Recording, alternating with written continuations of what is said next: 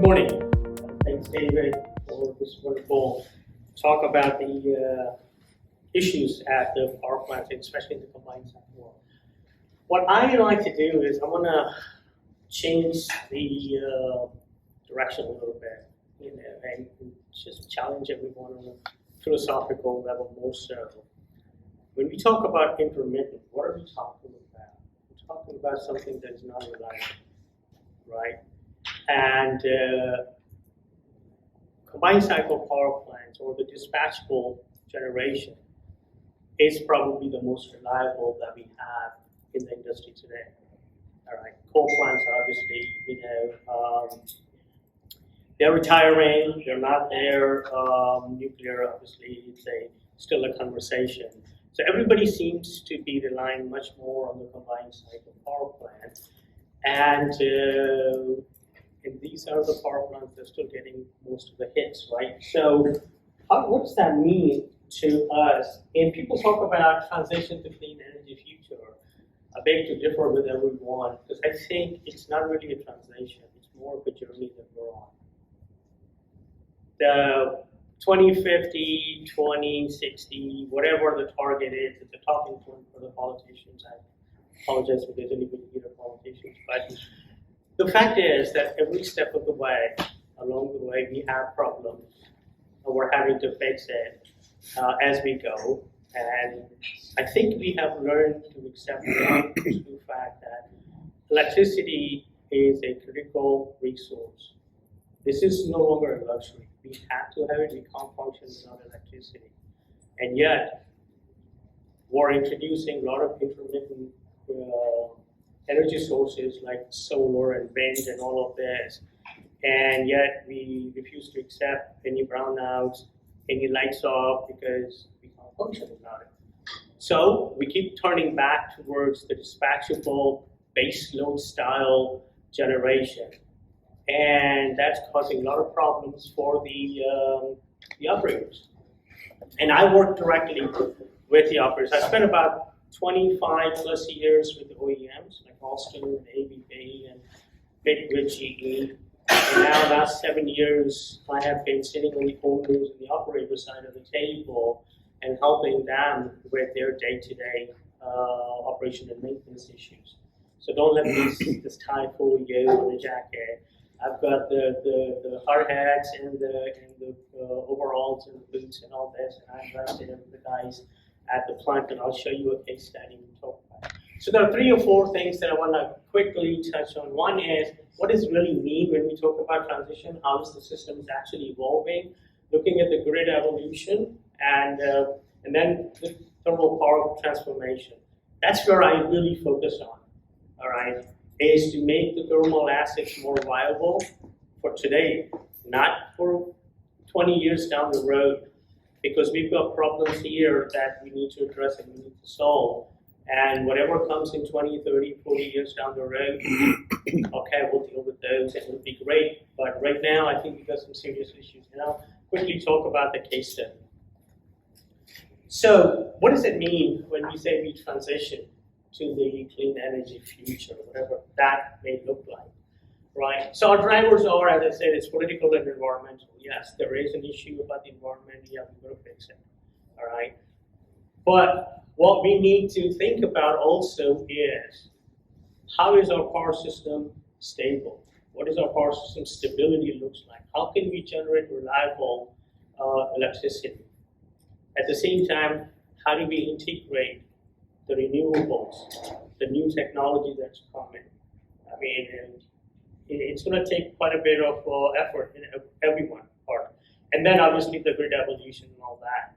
Now, I don't want to get into the notion of, cohesive, comprehensive policy, because that's a debate that can send everybody on tangent, and I don't want to talk about it because there is no such thing as a comprehensive strategy or a policy. Everybody, every city, every state, every region is coming up with their own sense of policy in that. Market structure is changing, technology is obviously changing. Do we have a realistic timeline? I'm not quite sure about that. And what about change management? Yesterday, I was in the plant management institutions, talking to the power plant, plant managers and all that, and a lot of things that they're introducing into at their plant level in terms of retirement, in terms of their capacity factor going down, in terms of obsolescence and obviously cybersecurity and everything else that is out there that is affecting their lives. And at the same time, you have to get this change management going. And telling people, oh, don't worry, your job is secure, you're going to be okay, and all these additional stuff that you have to do, it's part of your life. This is the job you have. So there's a lot of things going on in the industry that I don't think we want to touch on those. So that's where I feel like there's still quite a bit missing. My focus is going to be on the reliable generation part of it. All right. There is obviously some issues on the power grid that's out there, and then obviously our end users, the consumers. There's one additional consumer on the market now, which is the electric vehicle. That is a very, very real and a demanding consumer for electricity. Everybody wants to drive beautiful, Tesla or some other Lucid or whatnot, EV cars, but they don't have enough charging stations, and we need reliable power for that as well. So we've increased the number of consumers, and we have caused some problem with the stability of the power systems. So that is where I think quite a bit of work that's been going on, and I'll talk about quickly the reliable generation and the grid evolution. So this is a model that we put together, and it's just a comparison, and I won't spend too much time on it, but to give you a sense about it, that the traditional model was you have a generator on one side, you have a consumer, and then you've got a grid that actually provided, that's what we call the utility and the T&D. That infrastructure had always been the model that we had. Now we're evolving into, we've got solar panels on the rooftops, we've got DERs, we've got demands for flexible generations. The entire model has actually now evolved, and we've got so many pieces that we have to deal with, and yet everybody wants the generation to be reliable. And by the way, we don't want to pay the guys the rates. We will actually pay them based on the performance. If you don't perform, not too bad. You don't get paid, right? So there are so many different, factors that are coming into the industry, and yet the combined cycle plants or the thermal generation, they have to stay reliable. So those are the things that actually affects our lives, And as far as the reliable generation goes, and this is, once again, it's an EPRI. And as you can see on the right side of the slide here, the entire model has constantly evolving, going from a base load generation all the way up to the day-ahead market, flexible generation, maybe multiple cycling in a day. All right. So there's quite a bit of changes in the model, especially on the thermal generation. All right. And yet, even the market has changed from a capacity market. We've gone now into energy market, which means the days of PPAs are gone, and you don't get paid. That under the PPA that just doesn't happen anymore. Majority of them. And now you have to be available, you have to be reliable if you really want to get paid. So what does that mean to the combined cycle plant guys? How do you make sure that your asset is reliable? How do you make sure that when you get dispatched, you push the start button and the machines come up, right? David talked about as little as, your cooling system can shut you down. Your obsolescence issues are there, in terms of control systems, in terms of your balance of plant. Everything on the power plant can stop you from starting it reliably. All right. So there's quite a bit of changes in the overall spectrum, and we could talk about that alone in a full day session.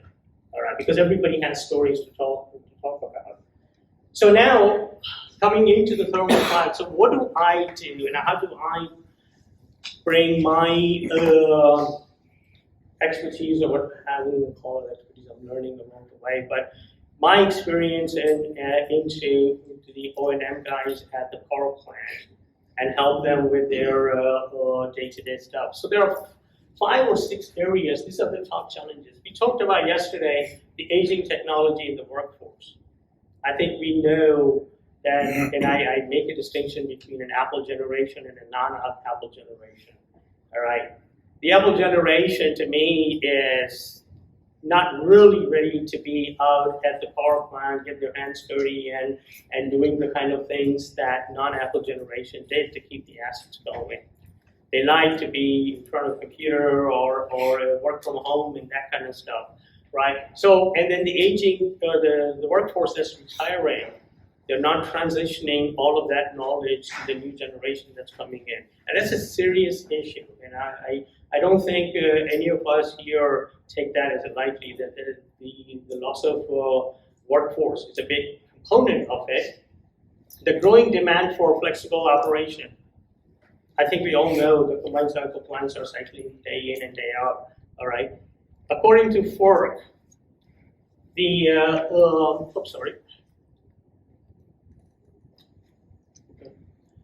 the O&M cost has risen about 74% since from 1998 to 2018. All right. So think about this for a moment. Your operation and maintenance cost is continuously rising. You're not running as much because your capacity factor is low. So you have to compete in a market where the prices are set based on the renewables, all right? They don't have a fuel cost. The sun is shining, the wind is blowing, they don't have a fuel cost, so your market price is low, and yet you have to compete with them while your O&M cost is going up. How do you balance the two? All right? And then you've got obviously your influx of renewables, and then the one big component we talked about is parts and service providers. And I'll talk about that in a minute.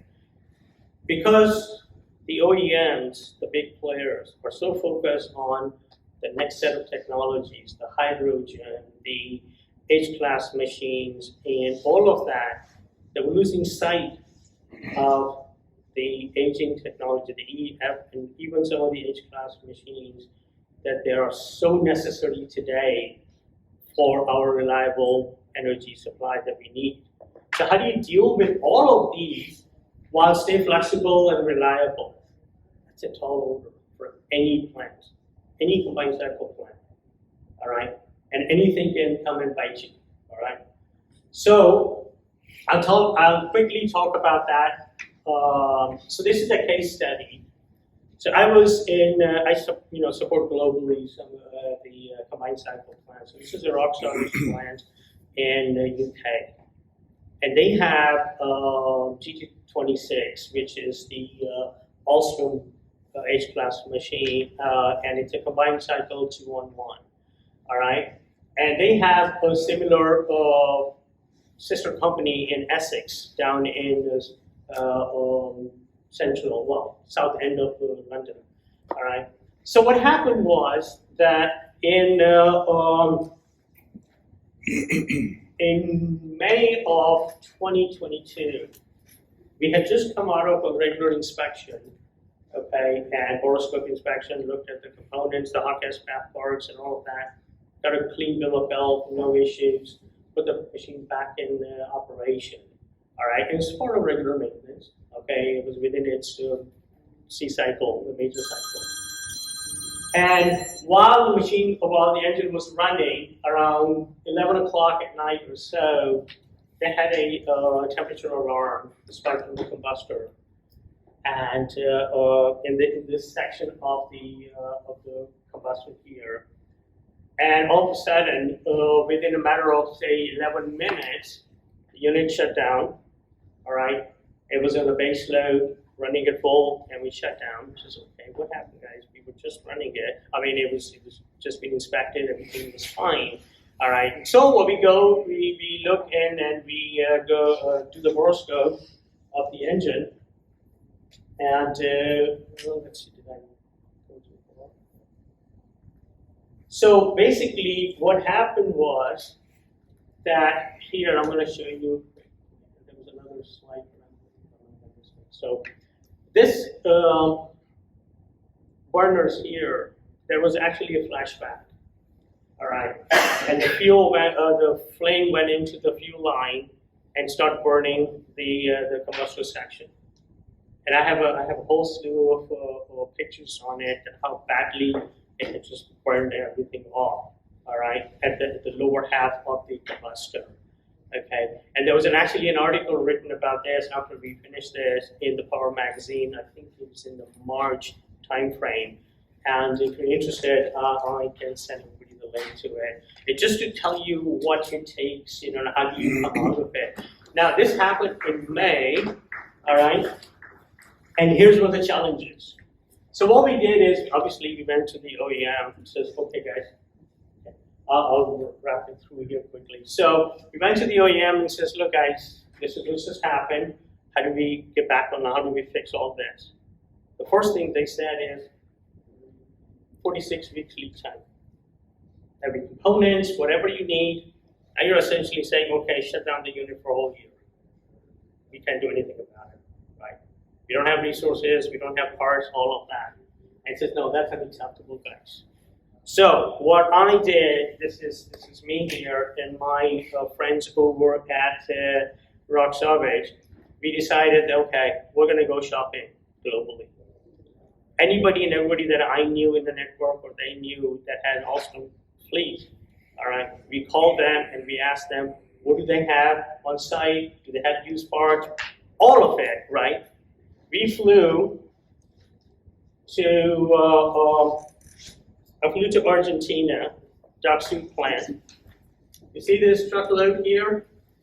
Everything they had in their backyard.